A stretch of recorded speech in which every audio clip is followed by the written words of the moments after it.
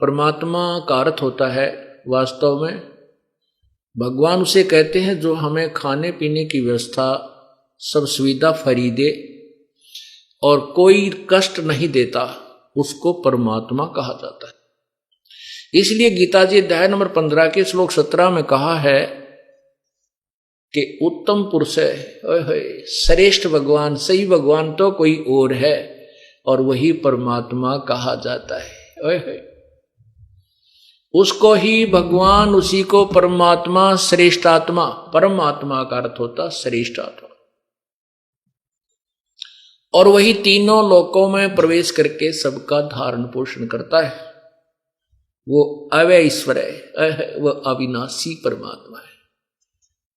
अब देखो पुण्यात्माओं, एक पॉइंट को क्लियर करने के लिए, एक कंसेप्ट को क्लियर करने के लिए कितने उदाहरण, कितने सदग्रंथ, कैसी स्टेटमेंट आपके समक्ष प्रस्तुत की जाती है ताकि आपका वो अज्ञान रूपी अंधकार दूर हो सके।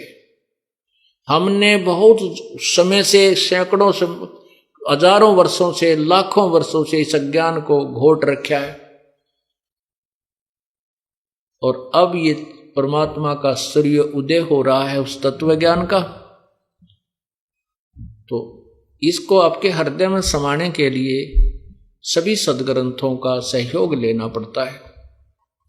जिन सदग्रंथों पर आप पूर्ण रूप से आधारित हैं, जैसे पवित्र हिंदू समाज के श्रद्धालु पवित्र चारों वेद, पवित्र श्रीमद् भगवत गीता, पवित्र 18 पुराण और पवित्र महाभारत आदि सदग्रंथों को एक एथेंटिक यानी बहुत ही प्रमाणित सदग्रंथ मानते हैं। उधर से पवित्र ईसाई धर्म के श्रद्धालु पवित्र बाइबल को अद्वितीय शास्त्र मानते हैं।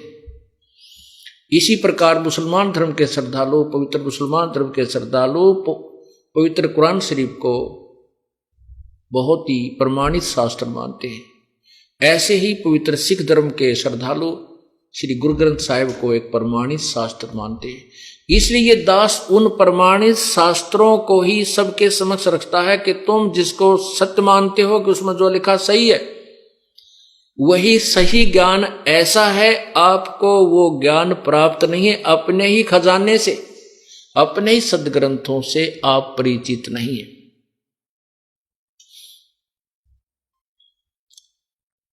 और जब पुण्यात्मा आंखों देख लेंगे जिनको भगवान चाहिए, वो तुरंत ही इस दास के पास आकर के अपना कल्याण कराएंगे। वो फिर अग्रम मग्रम नहीं करते।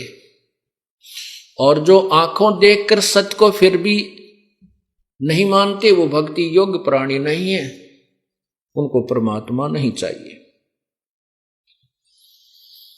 अब क्या बताते हैं, हमें साधना ठीक नहीं मिली।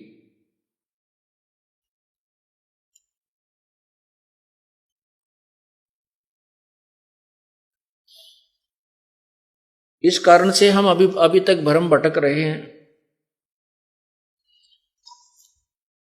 और इस मन को आप जैसे पहले साधना जो कर रहे हो, तीर्थ पर जाते हो, कितने बाबा जी की पूजा करते हो, कोई हनुमान चालीसा करते हो, नवरात्रे करते हो, आठम का व्रत करते हो, ग्यास का व्रत रखते हो, सोमवार का रखते हो, और आपको बता दे कि एक शुक्रवार का भी शुरू कर दो और एक और वहां धाम है वहां जाना शुरू कर दो, वहां भी चले जाओगे और एक व्रत और भी शुरू कर दोगे।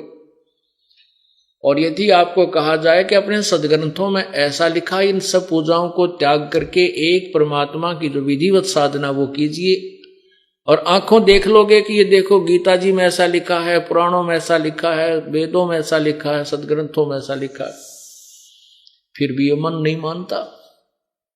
मन क्यों नहीं मानता? क्योंकि मन खुद काल है, ये स्वयं काल है, ये काल का दूत है। आत्मा इसके साथ संयोग कर दिया, आत्मा को ये भ्रमित रखता है, ये डराता रहता है, ऐसे करेगा तेरे बालक मर जाएंगे, ऐसे करेगा तेरे को नुकसान हो जाएगा।